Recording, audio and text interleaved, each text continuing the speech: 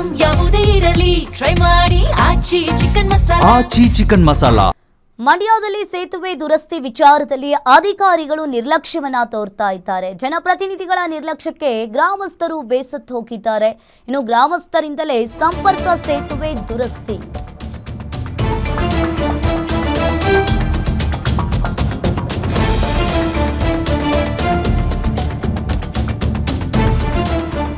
ಶ್ರೀರಂಗಪಟ್ಟಣದ ರೈಲ್ವೆ ನಿಲ್ದಾಣದ ಬಳಿ ಇರುವ ಹಳೆ ಸೇತುವೆ ಇದು.